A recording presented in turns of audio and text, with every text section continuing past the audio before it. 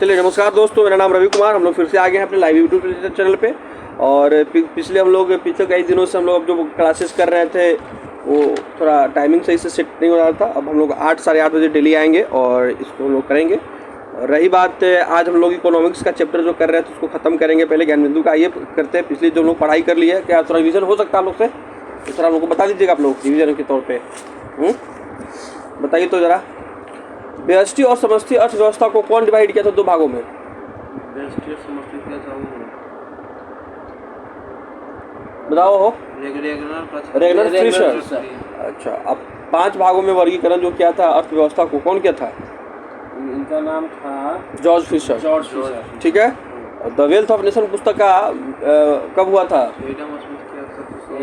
1776 में। ठीक है ना। कौन किए थे? Adam Smith. तो पूंजीवाद का जनक किस किताब को माना जाता है या किस इंसान को माना जाता है? एडम स्मिथ को माना जाता है। चलिए ठीक है। और चलिए समष्टि व्यष्टि हुई है क्या? सब कुछ हुई है क्या? इधर 5 वर्ग व्यवस्था में हुई क्या? अच्छा, golden collar job, white collar job, blue collar job, red collar job, ये सब बता दीजिएगा कौन किसको किसको कहा जाता है। देखिए, रेड कलर जॉब है जब प्राथमिक क्षेत्र, हाँ, कृषि क्षेत्र को यानी प्राथमिक क्षेत्र को। ठीक है। फिर उसके बाद ब्लू कलर बोला जाता है द्वितीय क्षेत्र को। ठीक। तृतीय क्षेत्र को बोला जाता है व्हाइट कलर। ठीक। और 4th वाला को बोला जाता है गोल्डन। ठीक। और ये 5th वाला को बोला जाता है क्लाउड कलर जॉब। ठीक है। आइए अब हम लोग आगे से करते हैं जो भी हम लोग को जहाँ से पढ़ना है कि जब अर्थव्यवस्था में कोई करना है। ठीक है ना। तब समृद्धि रहित मुद्रास्फीति क्या कह रहा है? समृद्धि रहित मुद्रास्फीति क्या होता है? तो आइए देखते हैं। कह रहा है जब अर्थव्यवस्था में मंदी एवं स्फीति दोनों की स्थिति साथ साथ दिखाई दे, अर्थात बेरोजगारी एवं मुद्रास्फीति दोनों साथ साथ रहे, तो उसे मंदीगत मुद्रास्फीति कहते हैं। या ठीक है ना। क्या कह रहा है कि जब अर्थव्यवस्था में मंदी एवं स्फीति, मंदी और स्फीति दोनों स्थितियां साथ साथ दिखाई दे, अर्थात बेरोजगारी भी दिखाई दे और मुद्रास्फीति भी दिखाई दे, मतलब बेरोजगारी भी हो और मुद्रास्फीति भी हो, तो दोनों जब साथ रहेगा उसे मंदीगत मुद्रास्फीति कहते हैं। क्या कैसा कहते हैं? मंदीगत मुद्रास्फीति। हाँ, मंदीगत मुद्रास्फीति कहते हैं। ठीक है। आगे अब कहता है कि जब अर्थव्यवस्था में एक साथ मुद्रास्फीति और मुद्रा संकुचन की स्थिति हो तो उसे क्या कहते हैं? स्क्यूफ्लेशन कहते हैं। क्या कहते हैं? स्क्यूफ्लेशन कहते हैं। ठीक है। स्क्यूफ्लेशन क्या होता है? तो मुद्रास्फीति प्लस मुद्रा संकुचन। अभी ऊपर हम लोग पढ़े हैं कि मुद्रा संकुचन क्या होता है कि जब अर्थव्यवस्था में साथ साथ क्या क्या रहे, समृद्धि सहित मुद्रास्फीति क्या होता है? अरे समृद्धि रहित मुद्रास्फीति क्या होता है? जब दोनों किसी भी अर्थव्यवस्था में बेरोजगारी और मुद्रास्फीति दोनों क्या रहे? दोनों साथ हो। मुद्रास्फीति और बेरोजगारी दोनों साथ हो। किसके साथ? किसके साथ? अर्थव्यवस्था के। अर्थव्यवस्था में या अर्थव्यवस्था के किसी भी अर्थव्यवस्था में मुद्रास्फीति और बेरोजगारी, मुद्रास्फीति और बेरोजगारी दोनों साथ रहे तो क्या कहलाएगा? समृद्धि रहित मुद्रास्फीति। समृद्धि रहित मुद्रास्फीति। तो समृद्धि रहित मुद्रास्फीति क्या होती है भाई? क्या होती है इसमें? किसी भी अर्थव्यवस्था में बेरोजगारी और मुद्रा संकुचन, मुद्रास्फीति, बेरोजगारी और मुद्रास्फीति, बेरोजगारी और मुद्रास्फीति दोनों साथ साथ रहे उसे क्या कहते हैं? समृद्धि रहित मुद्रास्फीति। तो अब इसी में कहता है कि स्क्यूफ्लेशन क्या होता है? तो मुद्रास्फीति प्लस क्या? मुद्रास्फीति और प्लस मुद्रा संकुचन। ठीक है ना। स्क्यूफ्लेशन क्या होता है? तो मुद्रास्फीति प्लस मुद्रा संकुचन रहे उसे क्या कहते हैं? स्क्यूफ्लेशन कहते हैं। क्लियर हो गया? मुद्रा रहित समृद्धि मुद्रा रहित हो गया। आइए आगे है। कह रहा है कि कोर मुद्रास्फीति। कोर मुद्रास्फीति क्या कहलाता है? कोर मुद्रास्फीति। ठीक है ना। तो इसकी अवधारणा बड़ा इंपॉर्टेंट चीज है, ध्यान दीजिएगा। इसकी अवधारणा 1981 में एक्सटेन ने दी थी। कह रहा है कि इसको अंडरलाइन कर लीजिएगा लोग कि कौन दिया था? एक्सटेन ने दिया था। ठीक है ना। कि इस कोर मुद्रास्फीति का अवधारणा कौन दिया था? एक्सटेन ने दिया था। कब दिया था? 1981 में। तो मुद्रास्फीति की गणना के उद्देश्य से जिस बास्केट का प्रयोग होता है उसमें कुछ वस्तुएं ऐसी होती है जिसमें मूल्य बहुत तेजी से परिवर्तित होता है, जबकि कुछ वस्तुएं ऐसी होती है जिनका मूल्य लंबे समय तक स्थिर रहता है। ठीक है ना। कुछ वस्तुएं क्या होती है? बहुत तेजी से परिवर्तित होती है। देखते हो जैसे कि हम लोग मार्केट में आदमी कुछ जाते हैं जो 10 साल पहले भी उसका दाम वही था, आज भी उसका दाम वही होगा। तो बहुत 5 साल 4 साल 3 साल तक उसका दाम एक ही है मार्केट में, आज भी बढ़ा नहीं है ज़्यादा। लेकिन कुछ चीज़ें देखोगे ना, पहले था 10 रुपया, आज हो गया 200 रुपया। तो जैसे पेट्रोल देखिए, 5 साल पहले पेट्रोल का देखिए, 10 साल पहले पेट्रोल का दाम देखिए, आज देखिए। वही बात है, जो मुद्रा, तो वही कह रहा है कि कोर मुद्रास्फीति में क्या करती है कि इसमें गणना के उद्देश्य से एक बास्केट का प्रयोग होता है, टोकरी की तरह समझ लो, उसमें कुछ सामान डाल दो, तो कुछ सामान का दाम बहुत तेजी से बढ़ रहा है, और कुछ सामान का दाम क्या है, स्थिर है 5 सालों तक एक बास्केट के अंदर में। तो वही कह रहा है, आगे कह रहा है जब कुछ वस्तुएं ऐसी होती है जिनका मूल्य लंबे समय तक स्थिर रहता है, जब बास्केट में से उन वस्तुओं को निकाल दिया जाता है जिनका मूल्य तेजी से परिवर्तित होता है एवं मात्र उन्हीं वस्तुओं के मूल्य में होने वाले परिवर्तन को मापा जाता है, तो वो लंबे समय तक स्थिर रहता है, तब उसे कोर इन्फ्लेक्शन यानी कोर मुद्रास्फीति कहते हैं। बात समझ में आया क्या कर रहा है? हाँ। तो नहीं बता दीजिए हमारा क्या आप लोग क्या आपको? हाँ। तो मार्केट में ना कुछ सामान है तो लंबे समय तक एक ही दाम में स्थिर है, हाँ। कोई एक बढ़ गया, कोई धीमे धीमे बढ़ रहा है, मतलब लंबा देखिए ये तो बात हो गया कि भैया उसके अंदर में है। हाँ। लेकिन आगे हम पढ़ने वाले ध्यान नहीं दिए, हमें क्या करा है, जब बास्केट में केवल उन वस्तुओं को निकाल दिया जाता है जिनका मूल्य तेजी से परिवर्तित होता है, क्या होता है, तेजी से परिवर्तित होता है, एवं उन्हीं वस्तुओं को मूल्य में होने वाले परिवर्तन को मापा जाता है। देखो बास्केट में से बाकी जिसका स्थिर रूप में है ना, तो उसको निकाल दिया जाता है, और जो लंबे समय तक दाम बढ़ते रह रहा है उसके गणना पे किया जाता है। अरे बास्केट, इस बास्केट में मतलब लंबा चल रहा है दाम, हाँ, दोनों बास्केट में था, इसका दाम 10 रुपया, इसका 100 रुपया हो गया, इसका 10 से चल रहा है, इसको हम निकाल दिए, तो अब गणना किस पे किया जाएगा, तेजी से बढ़ रहा है उसमें, बस खाली यही ना बचेगा। तो वही बात आगे कह रहा था, पढ़े नहीं किए आप लोग, सुनवे नहीं किए, क्या कह रहा है, जिनका मूल्य लंबे समय तक स्थिर रहता है, जब बास्केट में उन वस्तुओं को निकाल दिया जाता है जिसका लंबे समय तक स्थिर था, उसको बास्केट से क्या किया जाए, निकाल दिया जा रहा है, जिनका मूल्य तेजी से परिवर्तित होता है एवं उन वस्तुओं के मूल्य में होने वाले परिवर्तन को मापा जाता है। क्या अभी बात आ गया समझ में? सिर्फ उन्हीं को मापा जाता है जो लंबे समय तक स्थिर रहता है, तब यह कोर इन्फ्लेक्शन यानी कोर मुद्रास्फीति कहलाता है। अभी समझ में आ गया क्लियर क्या कह रहा है? अरे आया कि नहीं आया हो? लास्ट लाइन नहीं ना बोला, जो स्थिर रहता है उसी पे मतलब गणना होता है कोर है। अरे जो स्थिर रहता है नहीं उसके ऊपर का पढ़ो। देखो जब बास्केट में उन वस्तुओं को हाँ। निकाल दिया जाता है, बास्केट एक टोकरी है, हाँ। ठीक है?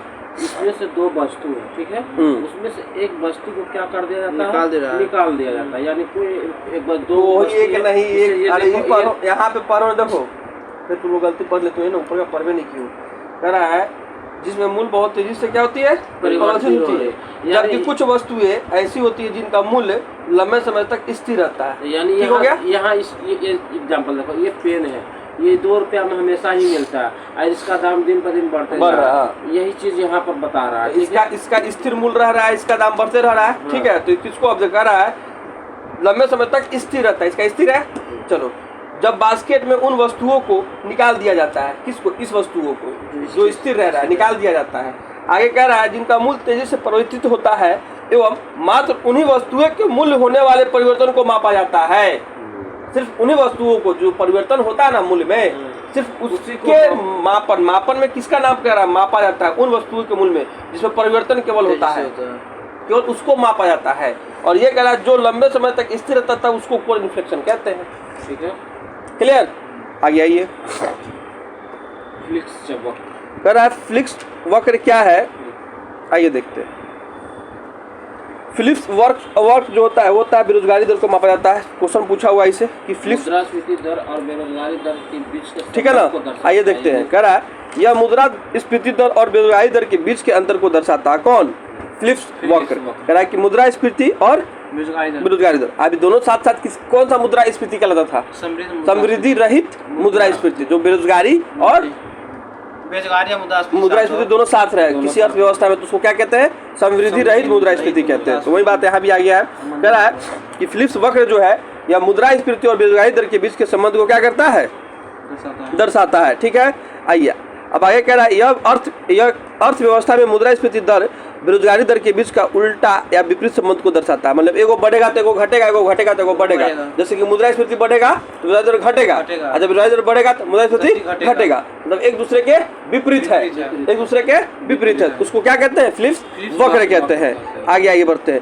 न्यूजीलैंड में जन्मे अर्थशास्त्री M.W. फिलिप्स ने 1958 में सबसे पहले इस मत का मतलब मत को सामने रखा था। कौन रखा था? A.W. फिलिप्स। कहाँ का शास्त्री थे? न्यूजीलैंड के थे। अब कुछ देर पहले लोग जो पढ़े कोर इन्फ्लेशन या कोर मुद्रास्फीति, उसको कौन दिया था? एक्सटेंड ने दिया था। कब दिया था?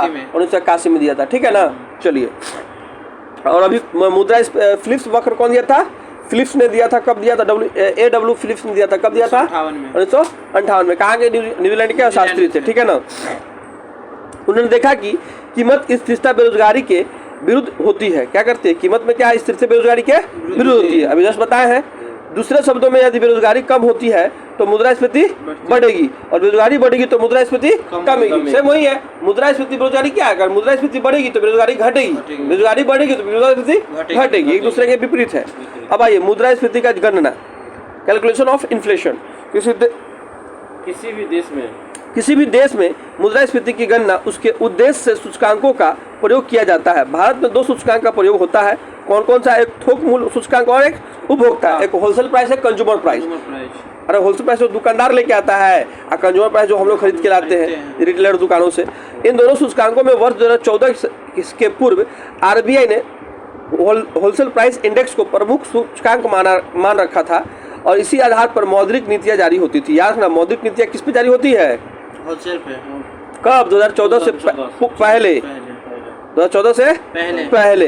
क्वेश्चन पूछेगा कि आरबीआई के द्वारा 2014 से पहले 2014 तक जो मौद्रिक नीतियां थी, किसके? होलसेल प्राइस इंडेक्स पे या कंज्यूमर प्राइस इंडेक्स पे? होलसेल प्राइस इंडेक्स पे। आगे करते हैं। परंतु उर्जित पटेल समिति के सुझाव के आधार पर वर्ष 2014 से सीपीआई के प्रमुख सूचकांक बना दिया गया। अब मौद्रिक नीति सीपीआई के अंतर्गत प्रकाशित किया जाता है। अब बोलेगा आज के डेट में कि आरबीआई के द्वारा जो मौद्रिक, पहला तो क्वेश्चन बन जाएगा इसमें कि मौद्रिक नीति किसके द्वारा लागू किया जाता है? आरबीआई। भाई बहुत लोग इसमें क्या करता है ना कि इकोनॉमिक्स होता है, वित्त मंत्रालय मार देता है, कोई वित्त आयोग मार देता है। तो ध्यान रखिएगा, मौद्रिक नीति जो जारी करता है कौन करता है? आरबीआई। 14 से पहले करता है।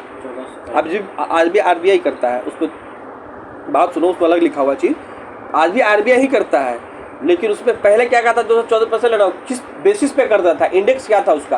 तो वो था होलसेल कंज्यूमर होलसेल प्राइस था। लेकिन आज जो करता है आरबीआई मौद्रिक नीति जारी, वो करता है कंज्यूमर प्राइस इंडेक्स पे करता है। बस यही बात का है इसमें। ये नहीं कि आरबीआई छोड़ दिया, आरबीआई ही कर सकता है भाई, उसके अलावा नहीं कोई कर सकता। ठीक है ना। आइए, तो किस समिति के सुझाव पे किया था? उर्जित पटेल के सुझाव पे किया था। क्या? Consumer price index. क्वेश्चन पूछ देगा कि किस समिति के सिफारिश पर आरबीआई के द्वारा मौद्रिक नीति अब कंज्यूमर प्राइस इंडेक्स जारी किया जाता है? तो उर्जित पटेल समिति के सुझाव पर। ठीक है ना। अब ये कह रहा है कि थोक मूल्य सूचकांक क्या होता है और कंज्यूमर प्राइस सूचकांक क्या होता है। तो आइए पढ़ते हैं। होलसेल प्राइस इंडेक्स यानी थोक मूल्य सूचकांक WPI के अंतर्गत वस्तुओं के मूल्य में होने वाले परिवर्तन को थोक बाजार के स्तर पर मापा जाता है। इसके आंकड़े वर्तमान में प्रत्येक माह में एक बार जारी किए होता है। इस आंकड़ा को वाणिज्य मंत्रालय मिनिस्ट्री ऑफ कॉमर्स प्रकाशित करता है। देखिए, अब कंज्यूमर प्राइस को कौन जारी करता है? वाणिज्य मंत्रालय। कंज्यूमर प्राइस को कौन जारी करता है? साल में क्या बार? एक माह में एक बार। कंज्यूमर प्राइस एक माह में एक बार जारी होता है। कंज्यूमर प्राइस एक माह में एक बार। ठीक है ना। याद रखिएगा, इसको जारी करता कौन है? वाणिज्य मंत्रालय। वाणिज्य मंत्रालय याद रखिएगा। आप मौद्रिक नीति को जारी कौन करता है? आरबीआई। ये ज्यादा क्वेश्चन इंपॉर्टेंट है। किसको वाणिज्य मंत्रालय करता है? कौन? कंज्यूमर प्राइस इंडेक्स को कौन जारी करता है? आरबीआई। कंज्यूमर प्राइस इंडेक्स को करता है वाणिज्य मंत्रालय करता है। ठीक है ना। ये प्रति माह मतलब कि पर मंथ ये जारी किया जाता है। होलसेल पर है ना अभी करा कि consumer price index wholesale price index को जारी कौन करता है? वाणिज्य मंत्रालय करता है, प्रति माह जारी करता है। ठीक है ना। और इसी के आधार पे पहले क्या किया? 2014 के पहले क्या होता था आंकड़ा जारी? कौन सा आंकड़ा? मौद्रिक नीति जारी करता है। आइए, कि WPI की गणना में चूंकि मूल्य से संबंधित आंकड़े थोक बाजार पर स्तर एकत्रित किए जाते हैं, इसके एकत्रित करना सरल होता है। साथ ही थोक बाजार के स्तर पर मूल्यों के संदर्भ में पूरे देश में एक समानता देखी जा सकती है। सही बात है। थोक मूल्य होता है कि थोड़ा बहुत इन्फ्लेशन होता है। पटना में जो रेट है हो सकता है गांव में थोड़ा 1-2 रुपये बहुत खिसिया के होगा होलसेल प्राइस में, उससे ज़्यादा फर्क नहीं पड़ता है। रिटेलर में बहुत ज़्यादा फर्क पड़ जाता है कंज्यूमर में। आइए आगे देखते हैं। कह रहा है WP की गणना के अंतर्गत एक बास्केट का प्रयोग होता है जिसमें मात्र वस्तुओं को ही सम्मिलित किया जाता है। ठीक है। अर्थात इस बास्केट में सेवाएं सम्मिलित नहीं है। देखना कह रहा है कि जो WPA WPA wholesale price index जो है उसमें सेवाओं को नहीं रखा गया उस बास्केट में। इस बास्केट को कम से कम 5 वर्षों के उपरांत में अधिक से अधिक 10 साल के भीतर संशोधित किया जाता है। कह रहा है कि WP को मतलब कि वो होलसेल इंडेक्स प्राइस को सबसे पहले तो क्या कह रहा है कि इसको जारी कौन करता है? वाणिज्य मंत्रालय प्रति माह जारी करता है, ठीक है। उसके बाद से इस आंकड़ों को मतलब जारी करने के लिए जो होता है किसको नहीं रखा जाता है? सेवाओं को अंतर्गत नहीं रखा जाता है। साथ ही कम से कम संशोधित करने के लिए कितने साल? 5 साल, मैक्सिमम 10 साल के अंदर संशोधित करना चाहिए, ठीक है। और आगे चलते हैं। अब कह रहा है 2017 में किए गए संशोधन के अंतर्गत इस बास्केट में वर्तमान वस्तुएं इतना रखी गई थी, कितना? 697। ये सब जरूरी नहीं उतना, बहुत ज़्यादा हो जाएगा। कह रहा है कि अतः होलसेल प्राइस इंडेक्स के अंतर्गत 697 वस्तु के मूल्य में होने वाले औसत परिवर्तन को मापा जाता है। इस बास्केट में 3 हिस्से वर्गीकृत किया जाता है। कितने किया गया है होलसेल प्राइस इंडेक्स को? 3 हिस्सों में। प्राथमिक वस्तुएं, विनिर्माण वस्तुएं और ईंधन ऊर्जा वस्तुएं। प्राथमिक वस्तुएं, विनिर्माण वस्तुएं, विनिर्मित वस्तुएं और ऊर्जा। ये कह रहा है कि प्राथमिक वस्तुओं के अंतर्गत कितने वस्तु रखे गए हैं? कह रहा है कि प्राथमिक वस्तुओं के अंतर्गत वर्तमान में 117 वस्तु रखी गई है, जिनमें अनाज, फल, सब्जी, कपास, जूट, चाय इत्यादि को रखा गया है। विनिर्मित वस्तुओं के अंतर्गत कितने वस्तु रखे गए हैं? 564, ठीक है ना। 564 को देखा गया है, जिसमें धान, रसायन, टीवी, फ्रिज आदि को रखा गया है। ईंधन, ऊर्जा इत्यादि वाले भाग में धातु लिखा हुआ है। धातु, ठीक है। वस्तु है वो तो प्राइमरी में रखा गया धान, उनको अनाज तो उसी में ना जाएगा। पेट्रोलियम उत्पाद, LPG, कोयला, विद्युत इत्यादि को रखा गया है। किसमें? अरे किसमें? तीसरा वाले में। तीसरा वाला क्या था? ईंधन वाला में। तो होलसेल प्राइस इंडेक्स की गणना में वर्तमान वर्ष 2011-12 है। अभी का वर्ष कौन सा चल रहा है? 11-12 है। वर्तमान में WPI की गणना वस्तुएं मूल्य अप्रत्यक्ष कर के हिस्से को शामिल नहीं किया जाता है। ये भी एक क्वेश्चन पूछ सकता है कि होलसेल प्राइस इंडेक्स जो है अभी वर्तमान वर्ष कौन सा है? 11-12 है। इसको संशोधित अंतिम बार कब किया गया था? 2011-12 में, 2017, ठीक है। अच्छा, दूसरा बात बोल रहा है कि होलसेल प्राइस इंडेक्स को कौन मंत्रालय जारी करता है? वाणिज्य मंत्रालय करता है, ठीक है। इसको प्रति कितने वर्षों पे या कितने महीना में जारी किया जाता है? प्रति 1 महीना में एक बार जारी किया जाता है, ठीक है। संशोधन की अवधि 5 से 10 साल। हाँ, इसमें 5 साल में किया जाता है, मैक्सिमम 10 साल। हाँ, मैक्सिमम 5 से 10 साल। चलिए, हो गया, इतना हो गया काफ़ी। अब आ गया ये पढ़ते, हम लोग पढ़ते हैं कंज्यूमर प्राइस इंडेक्स के बारे में। कह रहा है कि कंज्यूमर प्राइस इंडेक्स क्या है? तो CPI के अंतर्गत मतलब कि कंज्यूमर प्राइस इंडेक्स के अंतर्गत मुद्रास्फीति गणना की प्रक्रिया वस्तुओं तथा कुछ प्रमुख सेवाओं के मूल्य। यहाँ पे अब सेवाओं भी आ जा रहा है। होलसेल प्राइस इंडेक्स में क्या नहीं था? सेवा नहीं था, लेकिन इसमें सेवा है। हाँ, कंज्यूमर प्राइस इंडेक्स में क्या है? सेवा भी है। कुछ वस्तुओं के साथ सेवाओं को भी शामिल किया गया है। मूल्य में परिवर्तन खुदरा बाजार के स्तर पर मापा जाता है। कह रहा है कि यहाँ पे तो देखो करते हो, यहाँ पे जाओगे तो किस दुकान में देगा 10 रुपये में, तुरंत जाओगे तो कहोगे 15 रुपये में। कंज्यूमर प्राइस में तुरंत घर बढ़ जाता है। खुदरा बाजार के स्तर पर मापा जाता है। चूंकि खुदरा स्तर पर मूल्यों में अत्यधिक असमानता देखी जा सकती है। बात सही है। इसका गणना के लिए आंकड़े एकत्रित करना बहुत कठिन करना है। अतः CPI को 2014 से पहले अधिक महत्व नहीं दिया जाता था। देख रहे हो, 2014 से पहले महत्व नहीं देता, क्योंकि इसको गणना, अब गांव में जाइएगा इसका गणना करता, हर दुकान पे अलग अलग रेट मिलेगा। यहाँ मिलेगा पेप्सी 10 रुपये, वो कहना 15 रुपये लेंगे, वो कहेगा 12 रुपये लेंगे, 5 बार ठंडों के लेंगे, वो कहेगा ना बोतलों के लेंगे। तो ये अलग अलग प्राइस आपको मिलता है। शुरुआत में CPI के अंतर्गत निम्नलिखित 4 सूचकांक प्रकाशित होते थे। कितने होते थे? 4। कंज्यूमर प्राइस में कितने सूचकांक? 4 सूचकांक। कंज्यूमर प्राइस में कितने? 4। आइए कौन से सूचकांक थे ये देखते हैं। कह रहा है CPI for the industrial workers, CPI for the industrial workers, CPI for agriculture labours, CPI for agriculture labours, CPI for rural labours, CPI for union non manual employees, ठीक है। आइए आगे पढ़ते हैं हम लोग। एग्रीकल्चर लेबर हुआ, कृषि वाला भी है। कृषि जो होता है उसके लिए हो गया। इन 4 सूचकांकों में प्रथम 3 में श्रम ब्यूरो जारी करती है। कौन जारी करता है? श्रम ब्यूरो। कह रहा है कि जो 4 सूचकांक उसमें से प्रथम 3 को जो होता है कौन जारी करता है? श्रम ब्यूरो। कौन? CPI industry workers, CPI agriculture labours, CPI for rural labours. ये तीनों कौन जारी करता है? श्रम विभाग करता है या श्रम ब्यूरो जारी करता है, ठीक है, जो कि श्रम मंत्रालय के अंतर्गत आता है। जबकि चौथे सूचकांक को केंद्रीय सांख्यिकी मतलब CSO जारी करता है, ठीक है ना। यह CSO ministry of statistics and programme implementation MOSP के अंतर्गत आता है, ठीक है। CSO के अंतर्गत कौन जारी करता है? Ministry of urban non million employ करता है। हाँ, और बाकी 3 को जो ऊपर है CPI agriculture labour, rural labours और अर्बन लेबर्स का कौन करता है? श्रम ब्यूरो, श्रम मंत्रालय करता है। ठीक है, आइए आगे पढ़ते हैं। कह रहा है कि इन सूचकांकों में इन चारों सूचकांकों में अब मात्र केवल पहला सूचकांक अर्थात CPI for the industrial workers ही जारी किया जाता है। देख रहा है ना, 4 सूचकांक जो था ना उसके अंतर्गत पे कौन अब एक ही को जारी किया था, कौन ना? CPI for the industrial worker ही जारी किया जाता है। ठीक है, आइए उसके बाद से कह रहा है कि अन्य 3 सूचकांक निम्नलिखित कौन कौन से हैं? तो CPI urban, CPI rural, CPI combined, मतलब सीपीआई शहरी क्षेत्र के लिए, ग्रामीण क्षेत्र के लिए और मतलब गहरी और समान दोनों मिला के। ठीक है ना, ये 3 नए सूचकांकों को शामिल किया गया है। आइए अर्थव्यवस्था नोट्स कहता है क्या कि सीपीआई फॉर इंडस्ट्रियल वर्कर्स की गणना के आधार पर 2016 रखा गया है। कौन सा? 2016। इस आंकड़े के आधार पर सरकारी कर्मचारियों का महंगाई भत्ता तय किया जाता है। देखते हो 8%, 28%, 10% जो महंगाई भत्ता बढ़ता है तो अब किसके पे? तो CPI for the industrial worker की गणना के आधार पर बढ़ता है। किस पर पे बढ़ता है? सीपीआई फॉर गणना के आधार पर बढ़ता है। ठीक है ना, तो एक पढ़ाई रहे कर साला नहीं पूछ लेगा तो आएगा नहीं। मोटिवेशन है भैया, मोटिवेशन। आइए कह रहा है कि कर्मचारियों का महंगाई भत्ता इसके अंतर्गत तय किया जाता है। इसकी गणना के लिए कुल 78 औद्योगिक क्षेत्रों में एकत्रित किया जाता है। कितने औद्योगिक क्षेत्रों में? 78 औद्योगिक क्षेत्रों में। CPI urban, CPI rural, CPI combined, मतलब सीपीआई शहरी, सीपीआई ग्रामीण, सीपीआई संयुक्त की गणना अब एनएसओ करती है। कौन करती है? बहुत इंपॉर्टेंट, इसको कर लो एकदम घेर लो। कह रहा है कि CPI consumer price of urban, consumer price of rural, consumer price of combined, तीनों का गणना आप कौन करता है? एनएसओ करता है। एनएसओ, अच्छा एनएसओ और देखो एनएसओ को जैसे सीएसओ प्लस एनएसओ दोनों को कंबाइन करके ना अब एनएसओ बना दिया गया। एनएसओ तो हमको बता दो कि सीएसओ का स्थापना कब हुआ था और एनएसओ का स्थापना कब हुआ था? 1950। ठीक है, एनएसओ का स्थापना 1950। इसको लिख लीजिए, बहुत इंपॉर्टेंट चीज है, याद मिल जाए कहीं ना कहीं आपको मिल जाएगा।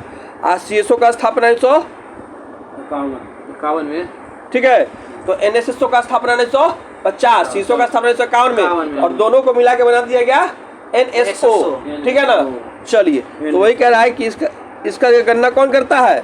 एनएसओ के द्वारा, तीनों का। ठीक है ना, आइए अब कह रहा है कि इसके गणना के लिए एक बास्केट का प्रयोग होता है। इनके आधार वर्ष 2011-12 रखा गया है। सीपीआई अर्बन आंकड़े 310 शहरों में, सीपीआई रूरल आंकड़े 1181 गांव में एकत्रित किए जाते हैं, जबकि कंबाइन इन दोनों औसत का सीपीआई जिस बास्केट का प्रयोग होता है वो 6 हिस्से में वर्गीकृत किया गया है। देखिएगा ऊपर था द होलसेल प्राइस इंडेक्स में कितने थे? 3 थे। इसमें कितने थे? 4 थे। लेकिन बाद में एक सबको हटा दिया गया, खाली एक रखने दिया गया जो गणना सीएसओ करती थी। सबसे पहले का सीएसओ करती थी, लेकिन बाद में जो 3 को नया जोड़ा था, कौन कौन? शहरी, ग्रामीण और संयुक्त। इसका गणना कौन करता है? एनएसओ करता है। अब कह रहा है कि वही चीज कह रहा है कि जो नया आया था तो इसको कितने वर्ग, सीपीआई कितने वर्गों में बांटा? 6 वर्गों में बांटा है। तो कौन कौन वर्गों में? आइए देख लेते हैं।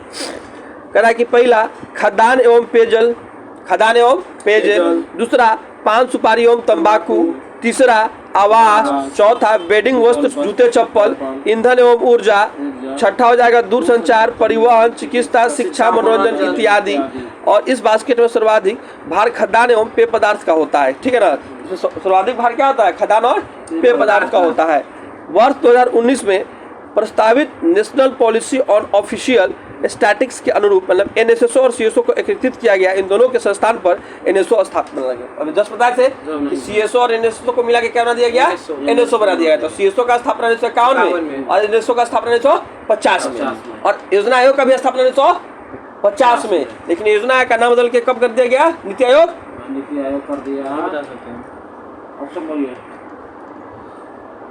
2015, 2016, 2017, 2018, 2019, 2020, 15। छोटा कुछ पढ़ना है नहीं, इन्हें करते हैं वो छोटा से छोटा। चलिए कहाँ तक हो गया इस किताब में? बेरोजगारी होगा। कहाँ से? यहाँ से स्टार्ट किए थे, यहाँ तक आ गए। चलो आज यही पर रहने देते हैं हम लोग, ठीक है ना। चलो दोस्तों, हम लोग का अभी भी जस्ट खत्म हुआ, फिर हम लोग का पॉलिटी की क्लास 11वीं का करेंगे। ऑब्जेक्टिव टाइप क्वेश्चन है, आइए ध्यान देते हैं।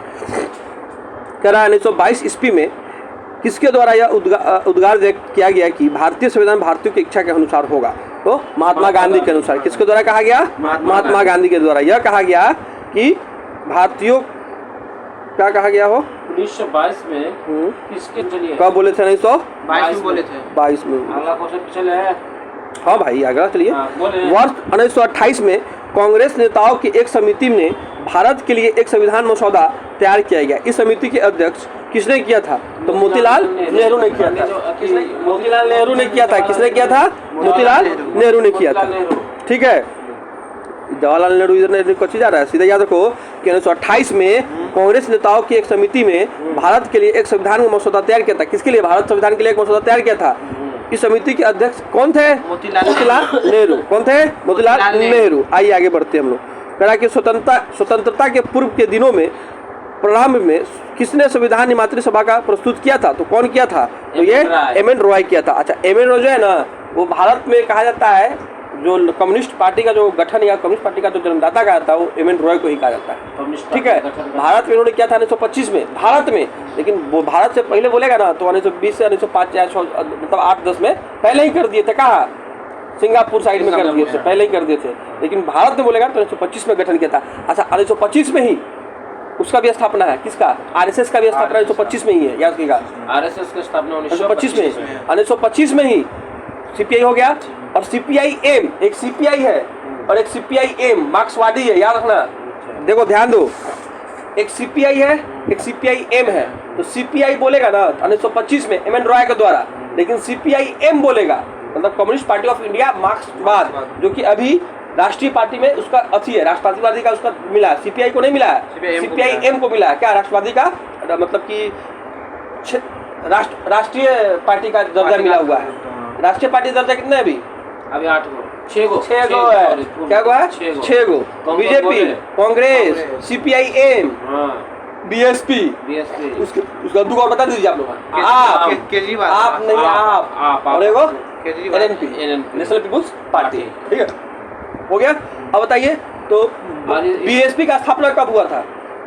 बीएसपी बसपा पार्टी यही। इसमें तो हटा दिया नहीं हटाया भैया, बीएसपी है अभी। बताइए कब हुआ था स्थापना? 1985 में। 1984 में स्थापना कांग्रेस। हाँ सुनो ना, सही है 84।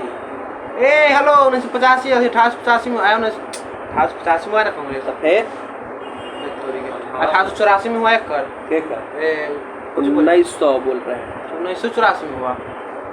1985 में हुआ किसका स्थापना? बीएसपी का। 1984 में हुआ बीएसपी का। 1885 में हो गया कांग्रेस का। ठीक है, 100 साल 99 साल आगे पीछे। उसके बाद से बीजेपी का कब? उसको 1800 में होगा। 1900 बोला ना था। 1900 बताइए कितना? 1980 में बीजेपी। 1980 में 1980 ममता बनर्जी का पार्टी जो है तृणमूल कांग्रेस। 1900 ये तो लोग याद कर रहे हैं बुआ। 1998 में 1998 में हुआ किसका? ममता बनर्जी। 1998 तृणमूल कांग्रेस पार्टी। ठीक है, आइए। अच्छा बताइए जदयू का स्थापना कब हुआ? जेडीयू। हाँ जेडीयू लगता है 2003 में। 3 में रामविलास पासवान का जो पार्टी पहले का था ना, जो टूटा नहीं था, जो था लोजपा, लोक जनशक्ति पार्टी, वो था 2000 में। जेडीयू 2003 में। आरजेडी 1997 में। आरजेडी 97 में। ठीक है, बीजेपी 1980 में। बीजेपी 1980 में। हाँ 80 में, सॉरी 84 बीएसपी हो जाएगा। 1984 उसका से 1885 अपना कांग्रेस हो जाएगा। कांग्रेस। अच्छा, उसका से इधर होइएगा, सब होइएगा। चलिए और चलिए आगे बढ़ते हैं। बीजेपी 1980 में हुआ। जी देख लीजिए गूगल में आप। चलिए आगे आते हैं। निम्नलिखित में से किसने पहले 1934 में संविधान सभा का सुझाव प्रस्तावित किया था? तो एम एन रॉय नहीं किया था। कह रहा है कि 1934 में एम एन रॉय। देख लो एक बार हम रुक जाते हैं कि निम्नलिखित में से किसने पहली बार 1934 में, याद रखिएगा डेट, याद रखिएगा डेट बड़ा इंपॉर्टेंट है। 1934 में संविधान सभा का सुझाव प्रस्तावित किया था। किसने किया था? तो एम एन रॉय ने किया था। ठीक है, आइए। भारत के लिए संविधान की रचना है तो संविधान सभा का विचार निम्नलिखित में सर्वप्रथम प्रस्तुत किसने किया था? तो ये स्वराज पार्टी 1934 में। और स्वराज पार्टी का गठन कौन किया था? स्वराज पार्टी का स्वराज नहीं किया था ना। आप लोगों को बताइए, इतना धीरे छोटा छोटा क्वेश्चन आपको याद रहता है। जवाहरलाल नेहरू कहिए, पंडित जी ने किया। ये कहिए पंडित जवाहरलाल नेहरू। अरे मोतीलाल नेहरू और था नहीं, कौन था साथ में, एक और था, क्या था नाम? सुभाष। फाटा तूर देंगे मार के दहिया पे तूरे। हाँ? ये का तो नींद आ रहा तोरा। CR दास, चित्ररंजन दास। चंदन दास। पार्टी का स्थापना कब हुआ था? 24 में। कहाँ हुआ था? लाहौर में। लाहौर में। हमारा कलपट्टा लाल कर दे रहे हैं, ये याद करता है लोग। कुछ का कहा कुछ। है आप गलती बता रहे हैं? चलिए आगे आइए। कह रहा है कि भारत के लिए हो गया पहली बार सर्वप्रथम निरीक्षण किसने पुरस्कृत था? 1934 में स्वराज पार्टी ने किया था। ठीक है।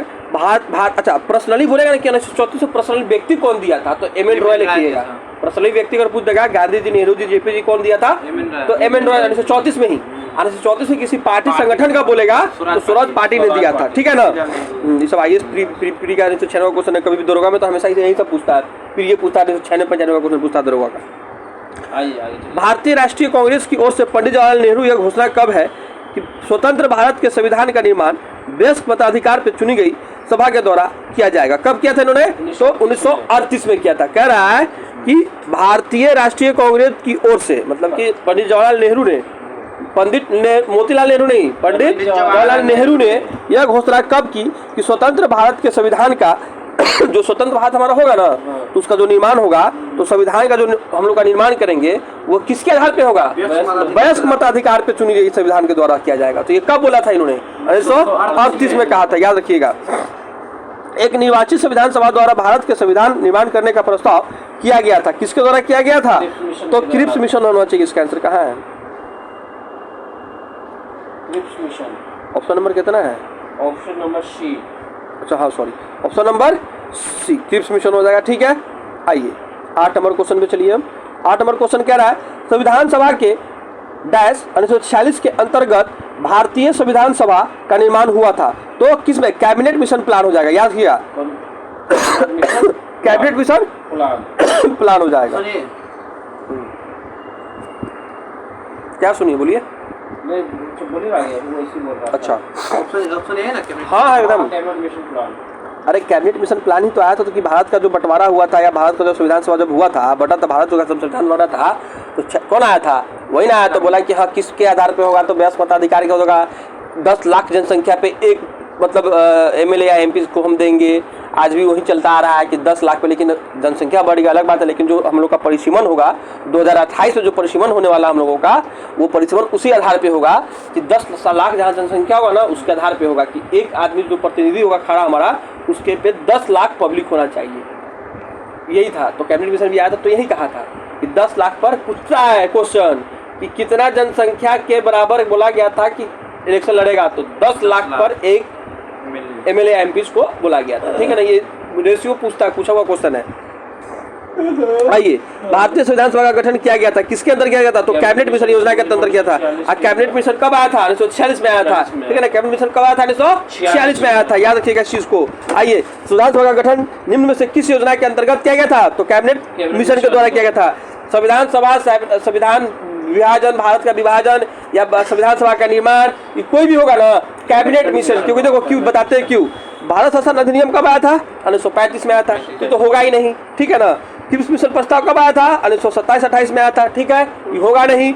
अगस्त प्रस्ताव कब आया था? 1917 मार के कनपट्टे लाल कर देंगे। अगस्त प्रस्ताव 44-45 अगस्त प्रस्ताव। कैबिनेट मिशन 46 में। तो भारत आजाद कब हुआ था? 47 में। तो याद रखिएगा, जो आजाद होने के कुछ दिन पहले आया होगा ना, वही संविधान सभा निर्माण करवाया होगा। तो हमेशा याद रखिएगा दिमाग में, संविधान सभा का निर्माण, संविधान सभा का वयस्क मताधिकार, संविधान सभा का निर्गत जो भी हो, इलेक्शन का प्रक्रिया, चाहे जो भी प्रक्रिया, सब कौन किया था? Cabinet mission. कौन किया था? Cabinet mission. अब भारत का विभाजन बोलेगा तो माउंटबेटन योजना। हाँ, माउंटबेटन को था भारत कि जाइए भारत को टुकड़ा कर दीजिए आप। ठीक है ना। भारत जाके टुकड़ा कर दीजिए। अगला क्वेश्चन हम लोग देखते हैं 11 नंबर। भारत की संविधान 11 नंबर हुआ ही कहा अभी।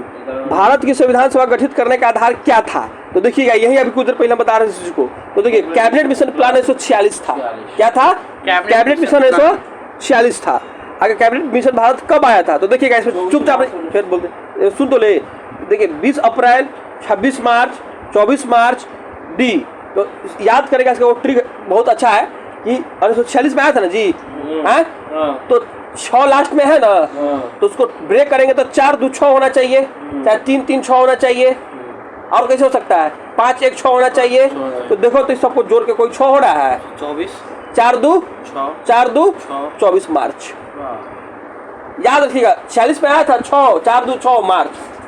मार्च तो याद रहेगा ना दिमाग में। हाँ। कब आया था? मार्च 46 में आया था। मार्च 46 तो क्या 46 6 होता है, तो 6 4 2 6 24 मार्च 1946 को कैबिनेट मिशन भारत आया था। कैबिनेट मिशन भारत कब आया था? 24 मार्च 1946 को। 24 मार्च 1946 को। 24 मार्च 1946 को कौन आया था? कैबिनेट मिशन भारत आया था। चलिए आगे बढ़ते हैं। कह रहा है भारतीयों को वर्ष 1947 में सार्वभौमिक सत्ता सौंपने की योजना निम्नलिखित में से किस नाम से जानी जाती है? तो ये भी माउंटबेटन योजना, याद रखिएगा। अभी कुछ देर बताए थे, क्या कहा था कि भैया हम बंटवारा कर देंगे, उसके बाद आपको हम क्या देंगे। तो भारत पाकिस्तान का बंटवारा करने के बाद कहा था कि दोनों अपना अपना क्या बनाइए, संविधान बनाइए, तब जाके आप लोग को हम अपना सार्वभौमिक सत्ता दे देंगे आपको कि भैया आप चलाने के लायक है अपना देश। निम्नलिखित में से कौन कैबिनेट मिशन का सदस्य नहीं था? देखो इसका ट्रिक बनाए थे, देखिए इधर KAL काल, काल, क से के से क्रिप्स, ए से अलेक्जेंडर, एल से लॉरेंस, हो गया। तो देखिए इसमें कौन है? अलेक्जेंडर है, लॉरेंस है, क्रिप्स है, वेबेल नहीं होगा, बात खत्म। काल याद रखिए। अरे भारत 1946 में भारत का काल आया था, याद रखिए। 47 में क्या आया था? माउंटबेटन जो था ना, कैबिनेट मिशन जो था भारत का क्या था? काल था। अरे काले ना था जी, भारत का उतना मर्डर हुआ था क्या उस टाइम में, खून बहा था देश में क्या, तो काले था। तो यार कैबिनेट मिशन क्या था भारत के लिए? काल है। तो काल से याद रखिएगा। क्रिप्स आया था, अलेक्जेंडर आया था, लॉरेंस आया था। ये 3 नाम याद रखिएगा, बाकी कोई नहीं आया। काल क्या रखिएगा? काल। के से क्रिप्स, ए से अलेक्जेंडर, एल से लॉरेंस। क्लियर? आइए 15 नंबर। कैबिनेट मिशन प्लान के अधीन बनी संविधान सभा में कितने सदस्य थे? तो 389 सदस्य थे। कितने सदस्य थे? 389। देखिए कैबिनेट मिशन प्लान में जो बनाया गया था ना, वो देखा गया था कि भारत में टोटल कितने राज्य हैं, रियासत है कितने हैं, उसके अनुसार बनाया था कि 10 लाख से गुना करके प्रति एरिया को बांट के और उतना सदस्य लाया था। तो कितने सदस्य लाया था? 389। तो अब इसी से आप गुना कर लीजिए 10 में, आपका उस टाइम का पॉपुलेशन निकल जाएगा। सिंपल सा, मतलब कितना हो जाएगा? 10 लाख से गुना जब कीजिएगा, इतना लाख आपका पॉपुलेशन हो जाएगा भारत का। बात समझ में आ रहा है ना? आइए कर रहा है कि कैबिनेट मिशन योजना के तहत ब्रिटिश भारत को आवंटित 296 सीटों में कितने सदस्यों का चयन गवर्नर प्रांतों से होना था? तो देखिए 296 है ना, तो सीधा 4 को हटा दीजिए तो 294 बच जाएगा। 92। तो देखो तब 92 आंसर होना चाहिए इसका। हम थोड़ा सभा के लिए एक मिनट इतना फुल ब्लाव नहीं, क्वेश्चन पूरा क्लियर कर लो पहले।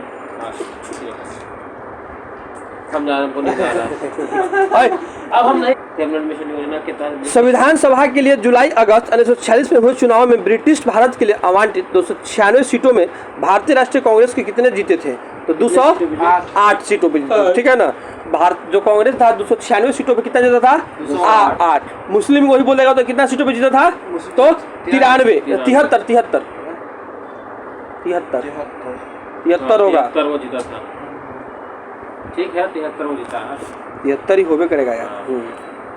ठीक है, चलिए एक बार और पढ़ लेते हैं। संविधान सभा के लिए जुलाई अगस्त में हुए चुनाव में ब्रिटिश भारत के लिए आवंटित 296 सीटों में से कितने सीटों पे मुस्लिम लीग की विजय हुई थी? तो 73 सीटों पे। अच्छा टोटल सीट बोलेगा ना कि कैबिनेट मिशन कितना सीट दिया? तो 389 दिया था, लेकिन इलेक्शन जो हुआ था ब्रिटिश भारत के लिए कितना पे हुआ था? 296 सीटों पे हुआ था। याद रखना बाबू, हुआ था कितना सीटों पे? 96 सीटों पे।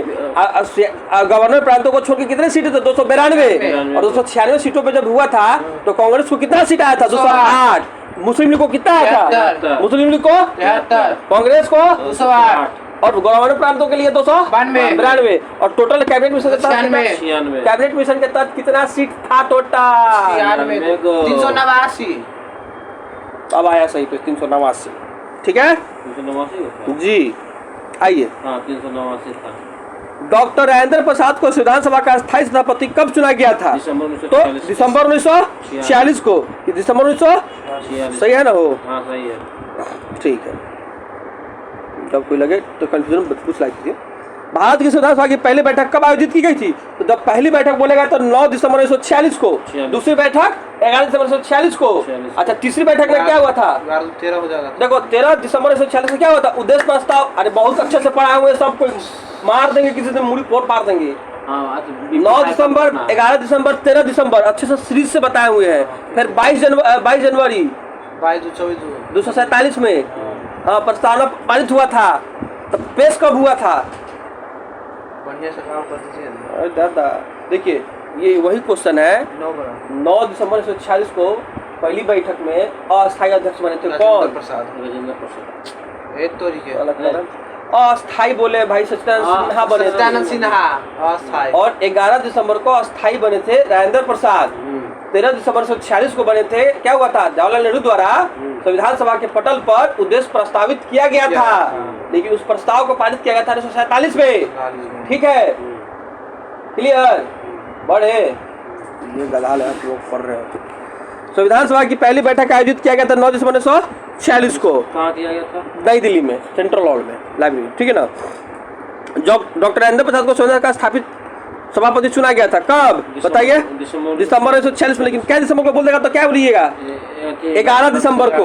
9 दिसंबर को अस्थाई, 11 को अस्थाई। तो अस्थाई बने थे सच्चिदानंद सिन्हा पहली बार, और 2 दिन बाद उनको हटाकर बना दिया गया राजेंद्र प्रसाद को अस्थाई 11 दिसंबर को। ठीक है ना?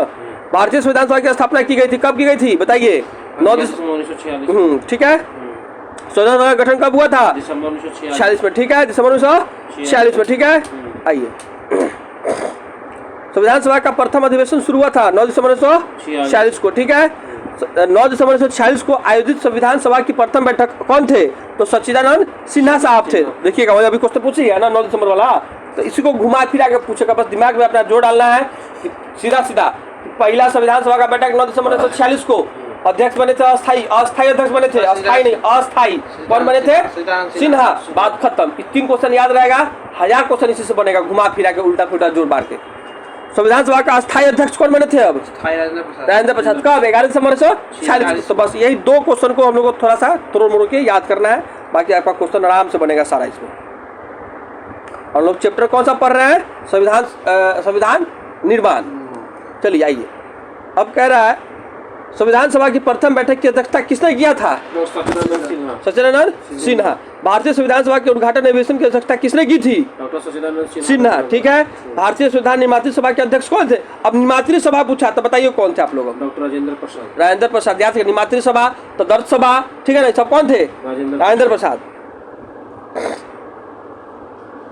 आइए, पंडित जवाहरलाल नेहरू ने किस तिथि को संविधान सभा में उद्देश्य प्रस्तावित किए थे? बताओ। 13 दिसंबर 1946। आ गया। 9 दिसंबर, 11 दिसंबर और 13 दिसंबर। कब किए थे? 13 दिसंबर 1946 को किए थे। ठीक है ना? आइए, भारतीय संविधान को लिखने वाली सभा का उपाध्यक्ष कौन था? पंडित जवाहरलाल नेहरू। ठीक है ना? हाँ, हटा उठा होगा। पंडित जवाहरलाल नेहरू होगा। भाई कहाँ ऑप्शन पंडित जवाहरलाल नेहरू? आप गलती बता रहे हैं। हम बता रहे हैं ना। पंडित तुम साला आंसर क्वेश्चन है, तुम गलती देख लिया। 11 नंबर क्वेश्चन तुम 31 नंबर क्वेश्चन पढ़ा है पहले? 31 नंबर क्वेश्चन पढ़ा है?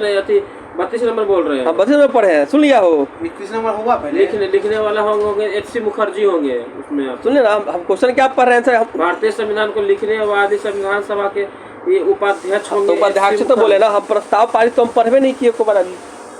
क्या देख लो बाबू, उसका दिमाग कहाँ घूम रहा है। अब क्वेश्चन पढ़ो पहले। भारतीय संविधान को लिखने वाली संविधान सभा का उपाध्यक्ष कौन थे? एच.सी. मुखर्जी। तो फिर तो तुम जवाहरलाल नेहरू। ना उद्देश्य प्रस्ताव क्वेश्चन पढ़ रहे हैं यहाँ पे। हाँ, तुम आंसर देके भागे जा रहे हो। हाँ, देख रहे हैं अगर हम। चलिए, कौन थे? एच.सी. मुखर्जी। अगर दिमाग घूम रहा है। संविधान सभा के उद्देश्य प्रस्ताव निम्नलिखित में से किसके द्वारा पेश किया गया था? तो अभी तो बताइए कि पंडित जवाहरलाल नेहरू के द्वारा किया गया था। कब किया गया था? बोले 46 में। कब? 13 दिसंबर। हाँ, पारित या पेश कब पारित कब कर दिया गया था? 47 में। कब? 47 में हुई 22 जनवरी। 22 जनवरी। 22 जनवरी। हाँ, 24 जनवरी। आइए, संविधान सभा को उद्देश्य प्रस्ताव हो गया। भारत में एक संविधान सभा देने का प्रस्ताव संविधान सभा द्वारा पारित किया गया था। कब किया गया था? बताओ। क्या बोले? भारत में एक संविधान सभा देने का प्रस्ताव कब पारित किया गया था? 22 जनवरी 1947 को। 22 जनवरी 1947। ठीक है ना? 22 जनवरी 47 है कहाँ में? अरे बी ऑप्शन देखो ना बे। गधा की तरह 47 से जाली देखते का। भाई जब 47 है नहीं यार, देखा ही कहाँ तू? एक क्वेश्चन बने आज पहले अब वहाँ पर अरे कह रहा है कि भारत को जो संविधान सभा बोला गया था कि भैया आपको दिया जाएगा, तो प्रस्ताव ये संविधान सभा के द्वारा कब पारित किया गया था कि आपको हम देंगे, कि संविधान देंगे? 1947 संविधान सभा द्वारा, जो संविधान सभा था ना गठित, संविधान सभा कब गठित हुआ था? तो बात आती 9 दिसंबर 1946 को। तो उसमें जो लोग बैठे हुए थे तो उसके द्वारा एक पारित किया गया कि भैया हमको हमारे देश चलाने के लिए वो बुक चाहिए, वो किताब चाहिए, वो कानून चाहिए, जो क्या नाम क्या दिया गया? संविधान। तो संविधान पारित जो किया गया सभा द्वारा, तो पारित कब किया गया? 22 जनवरी 1947 को। 22 जनवरी 1947 को। ठीक है। निम्नलिखित में कौन सा संविधान सभा का सदस्य नहीं था? तो जयप्रकाश नारायण नहीं था। ठीक है ना, देखिएगा, याद रखिएगा। वल्लभ भाई पटेल के हाँ। जेपी की पुरानी से सब ठीक। जवाहरलाल नेहरू द्वारा प्रस्तुत उद्देश्य प्रस्ताव संविधान में कब पारित किया गया था? 22 जनवरी 1947 को। ठीक है ना, याद रखिएगा। ये भी जब नेहरू जी जो पारित उद्देश्य प्रस्ताव लाए थे पटल पर, तो 13 दिसंबर 1946 को लाए थे, लेकिन पारित कब हो गया था? 47 में। ठीक है। और 22 जनवरी 1947 को ही एक और काम क्या किया गया था? संविधान सभा का पारित प्रस्ताव रखा गया कि भाई हमको एक संविधान सभा चाहिए, संविधान चाहिए। किसके द्वारा पारित किया गया? संविधान सभा द्वारा पारित किया गया। ये दो क्वेश्चन आपका दिमाग में आपका ऑटोमेटिकली सही हो जाएगा। ठीक है, आइए की ओर बढ़ते हैं हम लोग। संविधान सभा, संविधान निर्मात्री परिषद के वैज्ञानिक प्राथमिकता कौन थे? तो BN राव थे। ठीक है ना, सलाहकार थे। संवैधानिक बोलेगा कि संविधान निर्मात्री परिषद के वैधानिक या संवैधानिक निर्मात्री प्रदाता कौन थे? BN राव, बेनेगल राव थे। इनका पूरा नाम था बेनेगल N राव। ठीक है ना। भारत की संविधान निर्मात्री सभा का कानूनकार सलाहकार कौन था? कानूनी, तो BN राव ही था। याद रखिएगा। इनमें से कौन जुलाई 1946 में गठित संविधान सभा के सदस्य नहीं थे? तो देखिएगा, महात्मा गांधी नहीं थे भाई, सिंपल सा याद है। राजेंद्र प्रसाद थे, KM मुंशी थे, अब्दुल कलाम थे, लेकिन महात्मा गांधी नहीं थे। ठीक है ना। भारतीय संविधान सभा का प्रथम प्रारूप तैयार किया गया था। तो देखिए, प्रथम प्रारूप तैयार किया गया किसके द्वारा किया गया था? भीमराव अंबेडकर के द्वारा। BN राव द्वारा 39 का 39 प्रथम सही में वही होगा ना। अच्छा, प्रारूप बोल रहा है ना हो? ठीक ठीक ठीक ठीक ठीक ठीक। हम जल्दी जल्दी पढ़ के कुछ और पढ़ दिए, सॉरी थोड़ा सा। कह रहे हैं भारतीय संविधान का प्रथम प्रारूप तैयार किया था। प्रथम प्रारूप तैयार किया था भारतीय संविधान का किसके द्वारा किया गया था? और ये संवैधानिक सलाहकार भी थे। कौन से सलाहकार थे? संविधान सभा के निर्मात्री सभा का संवैधानिक सलाहकार थे। ठीक है ना। और साथ में प्रथम प्रारूप, संविधान सभा का प्रथम प्रारूप तैयार किया था कौन? BN राव ही किए थे। ठीक है ना। निम्न में से कौन निर्मात्री सभा का सदस्य नहीं था? तो कौन नहीं था? जवाहरलाल नेहरू नहीं थे। ठीक है ना, नेहरू जी नहीं थे। मोहम्मद अली जिन्ना नहीं थे। वो निर्मात्री सभा का जो सदस्य था ना, जो नेहरू जी थे, वल्लभ भाई पटेल थे, आजाद थे, नेहरू जी नहीं थे। सॉरी, मोहम्मद अली जिन्ना नहीं थे। ठीक है ना। 40 का मोहम्मद अली जिन्ना हो जाएगा। ठीक है। निम्नलिखित में से संविधान निर्मात्री सभा का सदस्य कौन नहीं था? मोहम्मद अली जिन्ना। आइए आगे बढ़ते हुए लोग। गधा है। हाँ ऐसे दो बार मतलब कीजिएगा तो अगला बार में 41। आइए देखिए, अभी तो मुश्किल से 1 घंटा नहीं हुआ है। कैबिनेट मिशन योजना के अंतर्गत संविधान निर्मात्री परिषद में प्रत्येक प्रांत को आवंटित संख्या निर्धारित करने के लिए एक प्रतिनिधि कितनी जनसंख्या अनुपात में था? 10 लाख। आ गया क्वेश्चन, याद रखिएगा।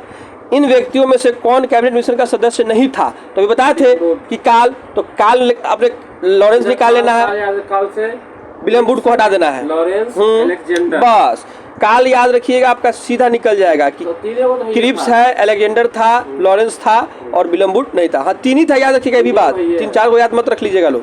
ठीक है ना। मेन 3 ही है। हाँ, आइए। स्वतंत्र भारत का संविधान सभा के अध्यक्ष कौन थे? तो संविधान सभा के कौन थे? राजेंद्र प्रसाद। इनमें से कौन भारतीय संविधान के मसौदा समिति के अध्यक्ष नहीं थे? तो मसौदा समिति का बोलेगा ना, तो गोपाल KM मुंशी, AB ठक्कर, और मोहम्मद सदुतुल्लाह यहाँ थे। AB ठक्कर नहीं थे बोला है। ठीक है ना, नहीं है बोला है तो ठक्कर नहीं थे। ठीक है, AB ठक्कर नहीं थे। भारत के संविधान सभा का मसौदा तैयार करने के लिए संविधान सभा में 10 मसौदा समिति का गठन कब किया गया था? तो 29 अगस्त 1947 को किया गया था। याद रखना भाई साहब, बहुत इंपॉर्टेंट चीज है। कह रहा है कि भारत के संविधान का मसौदा तैयार करने के लिए, किसका संविधान का? भारतीय संविधान का मसौदा तैयार करने के लिए संविधान सभा ने एक मसौदा समिति का गठन किया था। इस मसौदा समिति का गठन कब हुआ था? 29 अगस्त 1947 को। 29 अगस्त 1947 को। ठीक है ना। भारतीय संविधान के जनक किसको मानते हैं? भीमराव अंबेडकर को मानते हैं। ठीक है ना। संविधान सभा के सम्मुख संविधान की प्रस्तावना का प्रस्ताव किसने लिखा था? जवाहरलाल नेहरू। नेहरू बतावे के थे। उद्देश्य प्रस्तावना या प्रस्तावना पारित किया था कितना? 1346 को, और पारित होता 22/1947 को। ठीक है ना? आइए, भारतीय संविधान के कह रहा है भारतीय संविधान के निर्माण के समय संवैधानिक सलाहकार कौन थे? तो BN राव थे। ठीक है ना? कुछ देर पहले पढ़े थे। संविधान पांडुलेखन समिति निम्नलिखित में से कौन सदस्य नहीं था? देखिएगा, सदस्य कौन नहीं था? तो जवाहरलाल नेहरू नहीं था। समझ में आ रहा है ना? नेहरू जी नहीं थे पांडुलिपि में। ठीक है, आइए, संविधान सभा के डॉक्टर भीमराव अंबेडकर की अध्यक्षता में प्रारूप समिति का गठन कब किया गया था? बताइए आप। 29 अगस्त 1947। 29 अगस्त 1947। अरे अभी क्वेश्चन पिछले लोग पढ़े कुछ देर पहले, वही क्वेश्चन है सेम, कि संविधान सभा ने भीमराव अंबेडकर जैसा, देखो उस टाइम में क्वेश्चन क्या पूछा ना, कि क्वेश्चन भीमराव अंबेडकर नहीं लिखा था, सीधे पूछा है कि भारतीय संविधान सभा के द्वारा प्रारूप समिति का गठन कब किया गया था? तो प्रारूप समिति का गठन कब किया गया था? 29 अगस्त 1947 को। ठीक है, 29 अगस्त 1947 को। और वही बात क्वेश्चन अब पूछ रहा है अपना, कि अंबेडकर की अध्यक्षता वाली प्रारूप समिति का गठन कब किया गया था? 1947 को। सेमी क्वेश्चन है दोनों। भारतीय संविधान को 26 नवंबर 1949 को किसके द्वारा अधिनियमित किया गया था? तो किसके द्वारा? भारतीय संसद द्वारा कि भारतीय संविधान द्वारा? भारतीय संविधान सभा द्वारा किया गया था। याद रखिएगा, भारतीय संविधान सभा द्वारा किया गया था। ठीक है ना? आइए, 52 नंबर, डॉक्टर भीमराव अंबेडकर की अध्यक्षता में संविधान सभा की प्रारूप समिति में कितने अन्य सदस्य थे? देखो, अन्य सदस्य बोलेगा तो 6, अंबेडकर साहब को मिला के बोलेगा तो 7। तो ठीक है, याद रखिएगा, डॉक्टर भीमराव अंबेडकर की अध्यक्षता में प्रारूप समिति का गठन कब किया गया था? तभी कुछ देर पहले पढ़े थे ना, 29 अगस्त 1947 को। संविधान सभा निमात्री परिषद की तदर्थ झंडा समिति के अध्यक्ष कौन थे? तो डॉक्टर राजेंद्र प्रसाद थे। ठीक है ना? डॉक्टर राजेंद्र प्रसाद थे। ठीक है, निम्नलिखित में से कौन सा भारतीय संविधान सभा का सदस्य नहीं था? देखिएगा, भारतीय संविधान सभा का सदस्य बोला है। ठीक है ना? तो कौन नहीं था? देखिए, BN कृष्णाचारी था, SC मुखर्जी थे, KM मुंशी थे, बेनेगल राव नहीं थे। कौन नहीं थे? बेनेगल राव नहीं थे। याद रखिएगा। ठीक है, आइए 56 नंबर में, भारतीय संविधान सभा की कुल कितनी महिलाएं थी? तो कुल 15 महिलाएं थी। कितनी महिलाएं थी? 15। कुल कितनी महिलाएं भाई? 15। आइए आगे, संविधान सभा की प्रारूप समिति का अध्यक्ष कौन था? भीमराव अंबेडकर। भीमराव अंबेडकर। ठीक है, ठीक है। आइए 58 नंबर क्वेश्चन पे आ गए हम लोग। आइए, कह रहा है भारतीय संविधान की प्रारूप समिति में कितने सदस्य थे भाई? 7। तो 7 थे। अंबेडकर जी को छोड़ के 6 थे। डॉक्टर भीमराव अंबेडकर संविधान सभा में किसके अध्यक्ष थे? तो प्रारूप समिति के अध्यक्ष थे। ठीक है ना? देखिए, अब इसमें बताते हैं, संघीय समिति का बोलेगा तो कौन थे? JL नेहरू साहब थे।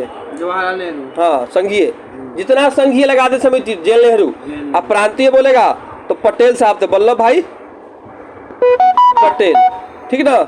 जितना भी प्रांतीय लगाएगा कौन थे? प्रांत में हो जाएगा वल्लभ भाई पटेल। और संघीय समिति का बोलेगा फिर मार्कन पट्टे लाल कर देंगे, जवाहरलाल नेहरू। प्रांत में कौन होगा? तो प्रांत वल्लभ भाई पटेल। संघ में बोलेगा तो नेहरू। संघ नेहरू, संघ नेहरू, संघ नेहरू, प्रांत पटेल, प्रांत पटेल। ठीक है, चलिए क्या नंबर क्वेश्चन पे आ गए हम लोग? अब 60 नंबर पे आइए, संविधान निर्मात्री परिषद के झंडा समिति के अध्यक्ष कौन थे? राजेंद्र प्रसाद। कुछ देर पहले पढ़े थे हम लोग। जवाहरलाल नेहरू ने भारत की संविधान सभा किसकी बैठक में उद्देश्य प्रस्ताव रखा था? तो तीसरी बैठक में। और अभी बता देते हैं, 9 दिसंबर, 11 दिसंबर, 13 दिसंबर। तो 9 दिसंबर को पहला बैठक, 11 दिसंबर दूसरा बैठक, 13 दिसंबर तीसरा बैठक। तो तीसरा बैठक में क्या उद्देश्य प्रस्ताव रखा था? पारित किया था। ठीक है, देखिए सिंपल सा, तीनों डेट बता देते हैं। पहला में क्या हुआ था? 9 दिसंबर 1946 को क्या हुआ था?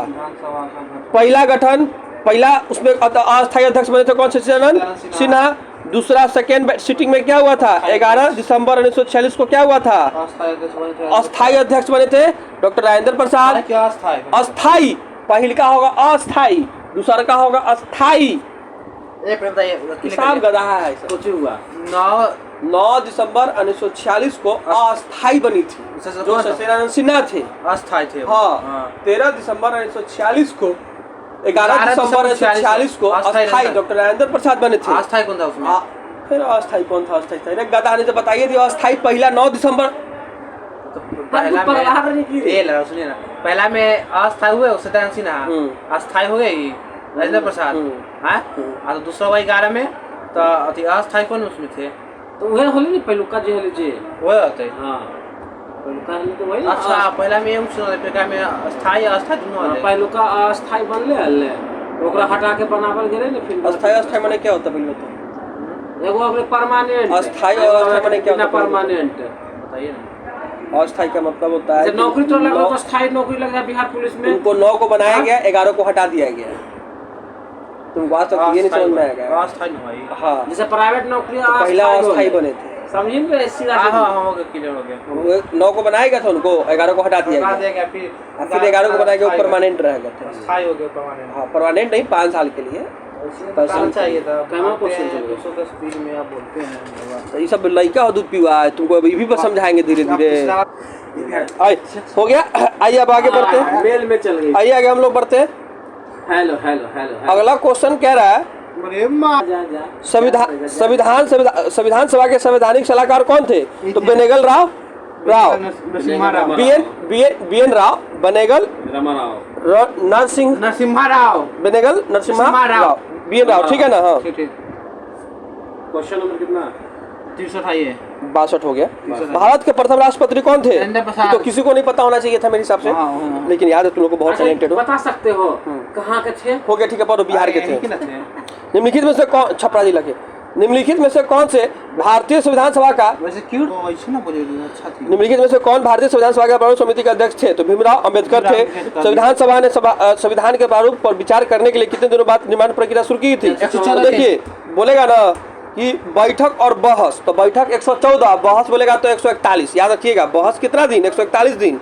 अब बैठक 114 दिन भारतीय 114 हाँ बहस 141 भारतीय संविधान का निर्माण किसने किया था तो संविधान सभा ने किया था ना कि बोल देगा भीमराव अम्बेडकर ने किया था बस घट गया हो जाएगा आपका कहेगा संविधान सभा का निर्माण किसने किया था नहीं बना संविधान सभा किया था संविधान सभा ने किया था खत्म करना है इस बात कह रहा है भारतीय संविधान की तिथि को स्वीकार कब किया गया था 26 जनवरी 1949 26 नवंबर 1949 को अंगीकृत किया गया था स्वीकृत किया नहीं स्वीकृत नहीं हाँ स्वीकृत भी बोल अंगीकृत स्वीकृत ये सब जो भी बोलेगा कब बोलेगा स्वीकार ये सब कब हुआ था तो 26 नवंबर 1949 को बोलेगा लागू कब किया गया था 50 को कहिया 26 जनवरी 50 को ठीक है ना अधिनियमित अंगीकृत ये सब बोलेगा तो कब किया गया था 26 नवंबर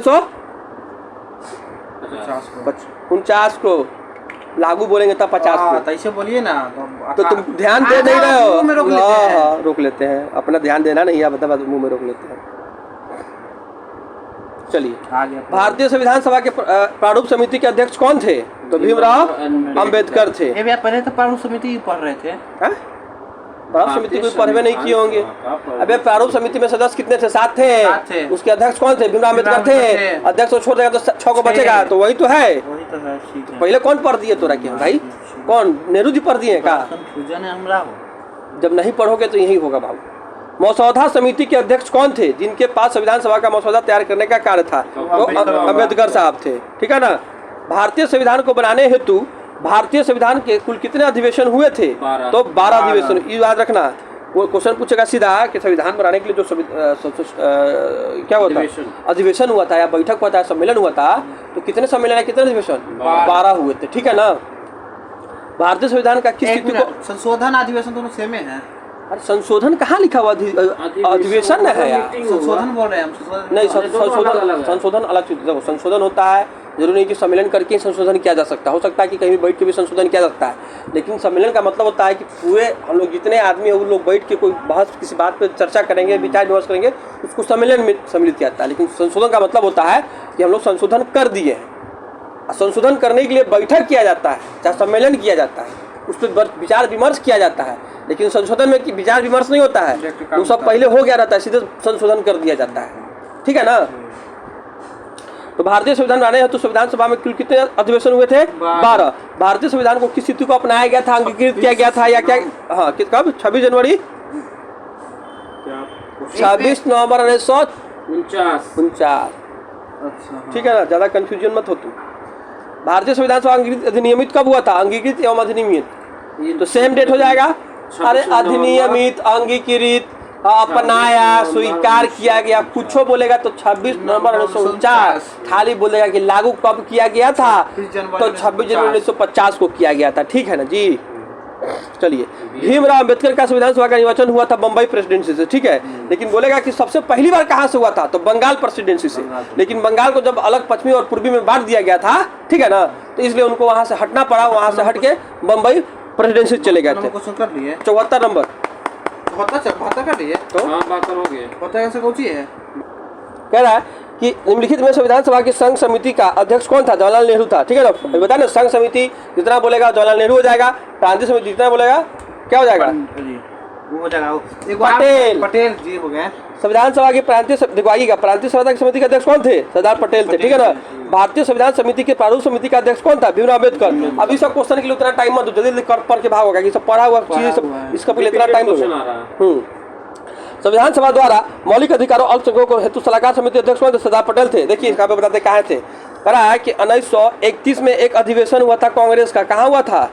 1921 में हुआ था। 31 में कराची में। कराची। ठीक है, इसकी अध्यक्षता कौन किए थे?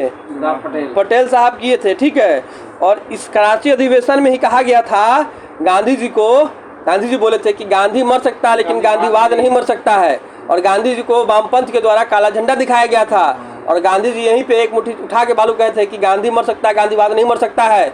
हम इस एक मुट्ठी बालू से कांग्रेस से बड़ा संगठन हम बना सकते हैं। ये सब वक्तव्य हुआ था वहाँ पे। और सरदार पटेल 1931 अधिवेशन में ही, कराची के अधिवेशन में ही, यह अल्पसंख्यक और मौलिक अधिकारों की मांग किए थे यहीं पर। ठीक है ना, मौलिक अधिकार। एक पूछेगा क्वेश्चन कि अगर सरदार पटेल ने किस अधिवेशन में, कहाँ पर अल्पसंख्यक या मौलिक अधिकारों की मांग की थी पहली बार? 1931 के अधिवेशन कराची। किसका अधिवेशन? कांग्रेस का अधिवेशन। ठीक है, हाँ ठीक है, तो इस चीज को ध्यान में रखते हुए आगे बढ़िए। चलिए, भारत के संविधान में किसने अंगीकृत किया था? तो संविधान सभा में भारत की जनता के प्रतिनिधियों ने। ठीक है ना, संविधान सभा में भारत के सभा के प्रतिनिधियों, जनता के प्रतिनिधियों ने। संविधान सभा बनने में कितना समय लिया था? तो 2 वर्ष 11 महीना 18 दिन। 2 वर्ष 11 महीना 18 दिन। 2 वर्ष 11 महीना, तो नहीं लग रहा ना, इसे मांग तो भगा रहे हो। 2 वर्ष 11 महीना 18 दिन, कोई बात नहीं, इधर इसको बुझा रहा है। 2 वर्ष 11 महीना 18 दिन। ठीक है, भारत का संविधान अंगीकृत हुआ और अस्तित्व में आया था कब? 26 नवंबर 1949। 26 नवंबर 1949। तुम बोलेगा, चिल्ला के बोलेगा, नहीं तो बुझ जाना। चल, कह रहे भारतीय संविधान सभा ने भारतीय राष्ट्रीय ध्वज की रूपरेखा को अंगीकृत किया था 22 जुलाई। भारतीय संविधान सभा ने भारतीय राष्ट्रीय ध्वज की रूपरेखा को अंगीकार किया था कब? 22 जुलाई 1947 को। भारतीय संविधान अस्तित्व में कब आई थी? 26 जनवरी 1950 को। अस्तित्व में कब आई थी? तो 50 में अंगीकृत कब किया गया था? 49 में। लागू कब किया था? 50 में। अधिनियमित कब किया गया था? अधिनियमित हुआ था 49 में। ठीक है ना, भारत में संविधान सभा को अंगीकृत कब किया गया था? तो 26 नवंबर 1949 को। ठीक है ना, सब भारत में स्वतंत्रता के बाद प्रथम आम चुनाव कब संपन्न हुए थे? 52 में। प्रथम आम चुनाव कब संपन्न हुए थे? 52 में। मतलब स्वतंत्रता जब हमको मिला ना 1947 में, तो उसके बाद चुनाव नहीं हुआ था, सीधा कब हुआ था? 52 में चुनाव हुआ था। ठीक है, अब भारत में महिलाओं को वोटिंग राइट्स कब मिला था? वोटिंग राइट्स मिला था कब मिला था? वो किस अधिनियम से? 1919 के अधिनियम से। माउंटबेटन 1919 चैम्सफोर्ड मार्क कर दबा देंगे। इंग्लैंड में महिलाओं को वोटिंग राइट्स कब मिला था? 1920 में। अभी 61 मिला है ना? 61। अरे तो गोवा पुर्तगाली छोड़ के गया था गोवा को। ना तो क्या मिला था? 61। अच्छा चलिए आगे। अभी और भी देश में, अब बोलेगा ना पूरे वर्ल्ड में सबसे पहला कौन ऐसा कंट्री जो अपने देश में सार्वभौमिक मताधिकार, स्वाभाविक मतलब कि सब दे सकता है, 18 वर्ष के ऊपर जितना होगा ना वो सब दे सकता है। महिला, गरीब, शरीफ, बुढ़वा, धनिक, अमीर सब दे सकता है। कौन देश था? 1893 में पहली बार दिया था। किस देश में? 1893 में, सोच लो। 1893 कौन? रूस होगा, चीन होगा? बताओ जल्दी। अरे रूस में तो क्रांति चल रहा था। अमेरिका तो आजाद।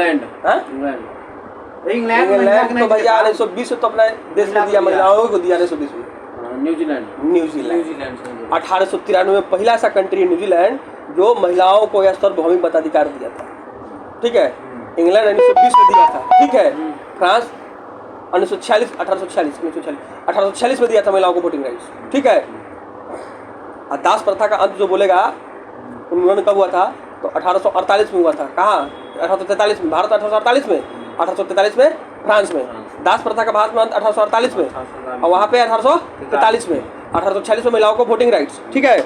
चलिए, भारतीय संविधान कह रहा है कि स्वतंत्र भारत का प्रथम गवर्नर जनरल कौन था, तो माउंटबेटन था। कौन था? माउंट। अब बोलेगा स्वतंत्र भारत का प्रथम भारतीय गवर्नर जनरल सच्चिदानंद था, श्री गोपालाचारी, ठीक है ना। किसके समधी थे? गांधी जी के समधी थे। समझियो पूछता है कौन क्रांति?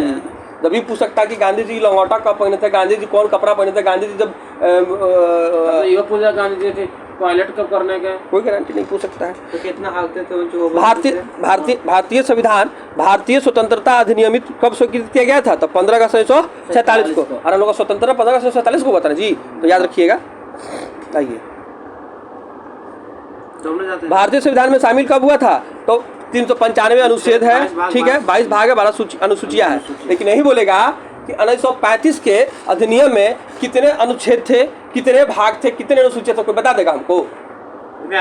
सूची तो उतने था नहीं, सुनो, सूची 8 को था, मारे कर पट्टे लाल कर देंगे। मूल संविधान में 8 को था। देखो, भारतीय संविधान में जो 1935 था ना, 1935 का अधिनियम, उसमें 321 को अनुच्छेद था।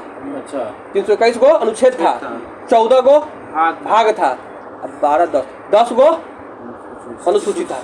अरे देख लेना तुम जाके, तुमको विश्वास नहीं तो 10 को हम 10 बोल रहे हैं, अनुसूचियां 10, भाग 14, 321 अनुच्छेद, याद रखो। हाँ, भारतीय संविधान में है कितने? 400 से अधिक आर्टिकल आज के डेट में कितने हैं? 400 से अधिक आर्टिकल आज है। भारत का संविधान किसके द्वारा ग्रहण किया गया था? संविधान सभा के द्वारा ग्रहण किया गया था, ठीक है ना। भारतीय संविधान कब लागू किया गया था? 26 जनवरी 1950 को किया गया था। देखो कितना बार एग्जाम में पूछा गया लगातार, है ना। अगर आप, हाँ, भारतीय संविधान के वास्तुकार किसको मानता है? भीमराव अम्बेडकर को माना जाता है। भारत में कौन सा दिन संविधान सभा के रूप में मनाया जाता है? तो 26 नवंबर को मनाया जाता है। संविधान सभा का दिन कौन सा? 26 नवंबर को। आइए लेवल 2 में 10 क्वेश्चन, इसको खत्म करते खटाखट। कह रहा है कि संविधान सभा के संदर्भ में क्या सही है, ठीक है ना। तो संविधान सभा ने पहली बैठक 9 दिसंबर 1946 को, बात सही है, एकदम सही है। इसके प्रथम अस्थायी अध्यक्ष, अस्थायी बोल रहा है, सिन्हा थे तो नहीं थे, कौन थे? राजेंद्र प्रसाद थे। मुस्लिम लीग ने संविधान सभा की प्रथम बैठक का बहिष्कार किया था, क्या बात सही है? एकदम सही है। तो 1 और 3 सही है, तो कौन आंसर हो जाएगा? बी ऑप्शन हो जाएगा, ठीक है ना। पता भैया इस तरह के हाईलाइट करिए आंसर वाक्य, वही गलती कर दिया है, गलती किया है। आइए कोई बात नहीं। भारत के संविधान का प्रारूप तैयार करने वाले सभा सदस्यों को क्या कहा गया? तो विभिन्न प्रांतों को विधानसभाओं द्वारा चुना गया था, ठीक है ना। ब्रिटिश संसद द्वारा नामित किया गया था, तो नहीं। गवर्नर जनरल द्वारा नामित किया गया था, नहीं। भारतीय कांग्रेस मुस्लिम अध्यक्ष द्वारा चुना गया था, नहीं। तो किसके द्वारा चुना गया था? तो विभिन्न प्रांत में जो विधानसभाओं द्वारा चुना गया था, विभिन्न प्रांतों में विधानसभा द्वारा। क्या? तो भारत संविधान प्रारूप तैयार करने, जो संविधान का जो प्रारूप तैयार हुआ था, वो संविधान सभा के सदस्य को कैसे चुना गया था? विभिन्न प्रांत के विधानसभा द्वारा, विभिन्न प्रांत के विधानसभा द्वारा, ठीक है। सी आंसर इसका लगा दिया है, दिक्कत कर दिया है। चलिए कोई दिक्कत नहीं। भारत की संविधान सभा के संदर्भ में निम्नलिखित कथनों पर विचार कीजिए। संविधान सभा द्वारा, संविधान सभा का अंतिम अधिवेशन 24 जनवरी 1950 को हुआ था, ठीक है। देखिए इस दिन क्या हुआ था, 3-4 चीज हम बताते हैं। इस दिन पहले का अंतिम अधिवेशन में राष्ट्रपति का पद हुआ था, राजेंद्र प्रसाद को बनाया गया था। उसी दिन राष्ट्रगीत और राष्ट्रगान को अपनाया गया था, ठीक है ना। और लास्ट अधिवेशन कब हुआ था? 24 जनवरी 1950 को। इस दिन 3 काम हुआ था, राष्ट्रगीत, राष्ट्रगान अपनाया गया था, राष्ट्रपति को चुना गया था, हो गया, और अंतिम बैठक हुआ, ठीक है। 3-4 महत्वपूर्ण काम थे। 24 जनवरी 1950। चलिए, इसी दिन अंतिम अधिवेशन में डॉक्टर राजेंद्र प्रसाद भारत के राष्ट्रपति पद पर विधिवत निर्वाचित घोषित किए गए थे। दोनों क्या है? अपना सही है, ठीक है। तो ऑप्शन 1 और 2 दोनों से ये बी ऑप्शन हो जाएगा। आइए ऑप्शन 4 चलते हैं। संविधान सभा के संदर्भ में निम्नलिखित में से कौन सा कथन सही है? तो जनवरी 1950 में संविधान सभा ने राष्ट्रगान को अंगीकार किया गया था, एकदम सही है, ठीक है। अभी बताए थे राष्ट्रगीत और राष्ट्रगान दोनों। संविधान सभा द्वारा मई 1947 में राष्ट्रमंडल की सदस्यता की पुष्टि की गई थी, नहीं भाई। जनवरी 1948 में राष्ट्रीय गीत को अंगीकृत किया था, नहीं। 1950 में ही किया गया था। संविधान सभा द्वारा जुलाई 1949 में राष्ट्रीय ध्वज को अपनाया गया था, नहीं। 1950 में ही राष्ट्रीय ध्वज को अपनाया गया था, याद रखिएगा, ठीक है ना। निम्नलिखित में से कौन 1946 में मद्रास के निर्वाचन क्षेत्र से संविधान का सदस्य बने थे? तो अम्मी स्वामीनाथन। मद्रास के निर्वाचन क्षेत्र से 1946 में कौन लड़े थे? अम्मू स्वामीनाथन, याद रखिएगा। झंडा कब अपनाया गया था? 1950, याद रखिएगा। 22 जुलाई 1947 को राष्ट्रीय ध्वज अपनाया गया था, ठीक है ना। इसमें राष्ट्रीय ध्वज को कब बनाया था? 22 जुलाई 1947 को। करा कि 22 जुलाई 1947 को, 22 जुलाई 1947 को किसको? राष्ट्रीय ध्वज को अपनाया गया था। बाकी जो राष्ट्रगान राष्ट्रगीत होगा 1950 में, और 1950 में डॉक्टर राजेंद्र प्रसाद को क्या बनाया गया था? राष्ट्रपति। अंतिम बैठक भी कब हुआ था? 24 जनवरी 50 को ही हुआ था, ठीक है ना। प्रथम जो राष्ट्रपति चुना गया था, ठीक है। ये सब 4 काम हो गए थे, ठीक है। अब आइए आगे। स्वामीनाथन हो गए, मद्रास के क्षेत्र से निर्वाचन लड़े थे। आइए 6 नंबर क्वेश्चन। प्रारूपण समिति ने भारतीय संविधान का पहला प्रारूप कब प्रकाशित किया था? 1948 में, फरवरी 1948 में किया था, ठीक है ना। यूनाइटेड किंगडम की संसद का एक अधिनियम जिसने 1947 में ब्रिटिश भारत को पाकिस्तान और 2 नए स्वतंत्र उपनिवेशों में विभाजित किया था, तो भारतीय स्वतंत्र अधिनियम में किया था, ठीक है ना। कि भारत और पाकिस्तान में कौन किया था? भारतीय स्वतंत्र अधिनियम किया था। भारतीय स्वतंत्रता अधिनियम कब आया था? 15 अगस्त 1947 को आया था, याद रखिएगा। 1547। हाँ। जीबी मौलकर भारत के संविधान सभा के अध्यक्ष थे, क्या थे? कार्यसूची समिति। हाँ, कौन थे? कार्यसूची समिति। हाँ, जीबी मौलकर किसके अध्यक्ष थे? कार्यसूची समिति के अध्यक्ष थे, ठीक है ना। जीबी मौलकर किसके अध्यक्ष थे? कार्यसूची समिति के अध्यक्ष थे, ठीक है। आइए 9 नंबर। कह रहा आगे कि सूची 1 को सूची 2 से मिलाना है, ठीक है ना। तो आइए देखते हैं। मूल अधिकार सरदार पटेल। कार्य संचालन समिति कौन हो जाएगा? के मुंशी। संघ शक्ति जवाहरलाल नेहरू। अप्रारूप भीमराव अंबेडकर। तो एक का 4 ऑप्शन ए हो जाएगा, ठीक है। असंघ समिति पटेल बताइए दिए, सॉरी जवाहरलाल नेहरू बताइए दिए थे। और बोलेगा प्रांतीय समिति का तो कौन हो जाएगा? पटेल साहब हो जाएंगे। निम्नलिखित में से कौन संविधान समिति के प्रारूप में सदस्य थे? तो जवाहरलाल नेहरू नहीं थे, जीबी मौलकर नहीं थे, सरदार पटेल नहीं थे, एन गोपाल अयंगर थे। प्रारूप समिति के सदस्य 7 थे, याद रखिएगा। 7 समिति नहीं होगा ना, तो एक बार आप लोग को हम रटवा देंगे। चलिए 7 नाम एक बार हम बता देते हैं, आप लोग एक बार ध्यान दे दीजिएगा, ठीक है ना। 7 कौन थे? तो भीमराव अंबेडकर तो अध्यक्ष थे, सबको पता है, ठीक है ना। एन गोपाल स्वामी थे, ठीक है। एन गोपाल स्वामी अयंगर, एन अयंगर, ठीक है। अलादी कृष्ण स्वामी अय्यर थे। कन्हैया लाल मणिका लाल थे, कोई के एन मुंशी थे। सैयद अहमद सादुतुल्ला थे। माधव राव थे। किसके स्थान पे आए थे? BL मित्र के स्थान पे आए थे माधव राव, ठीक है ना। DP खेतान थे, जिनकी मृत्यु के बाद T कृष्णाचार्य आए थे। और खेतान का मृत्यु हो गया था, जिनकी जगह पे कौन आए थे? चार्य थे। यही 710 थे टोटल, याद रखिएगा, ठीक है। चलिए आगे। टोटल बैठक हुआ था कितना? 141 को। और बहस हुआ था 114 बार। बैठक है 141, बैठक 141, बहस 114। बहस कितना बोले हो? 114 बहस, बैठक 141। बहस 114, बैठक 141। पीछे हुआ है।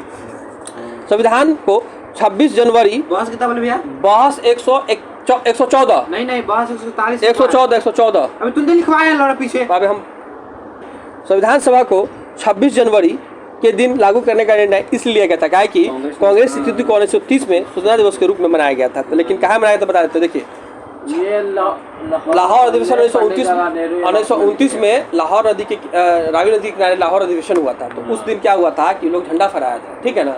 और झंडा फहराया था तो उसी दिन लोग प्रण लिया था कि हम लोग मनाएंगे। लेकिन उस टाइम में ये लोग स्वतंत्रता नहीं मनाया था। तो 1930 में 26 जनवरी 1930 में इन्होंने पहली बार स्वतंत्रता मनाया था। तो इसीलिए कहा गया कि जब भी संविधान सभा होगा तो अब हम लोग 26 जनवरी 1930 को मनाए थे, तो उसी दिन अपनाएंगे भी। तो इसीलिए 26 जनवरी 1950 को अपनाया गया। और 26 जनवरी को 1930 में क्या गया था? पहला बार क्या मनाया था? स्वतंत्रता दिवस के रूप में मनाया गया था। क्या कौन मनाया था? कांग्रेस के द्वारा। 1946 में निर्मित अंतरिम सरकार कार्यपालिका परिषद उपसभापति कौन थे? नेहरू थे, ठीक है ना। अच्छा राजेंद्र प्रसाद क्या थे? खाद्य एवं कृषि मंत्रालय थे। सी गोपालाचारी क्या थे? अंतिम मंत्रालय में शिक्षा मंत्री थे। लेकिन वही बोलेगा 47 में क्या थे? शिक्षा मंत्री कौन था 47 में? अबुल कलाम आजाद, ठीक है ना। आइए अगला क्वेश्चन कह रहा है निम्नलिखित कथनों में कौन सा सही है, चुनिए। वर्ष 1946 में प्रांतीय सभाओं द्वारा संविधान सभा अंततः चुनी गई थी, एकदम सही है। नेहरू MN जिन्ना द्वारा सरदार पटेल की संविधान सभा के सदस्य थे, नहीं। भारत की संविधान सभा प्रथम अधिवेशन 1947 में हुआ था, नहीं। प्रथम अधिवेशन कब हुआ था? कब हुआ था? 46 में हुआ था, दिसंबर 9 दिसंबर 1946 को हुआ था। अच्छा हुए वाला ना।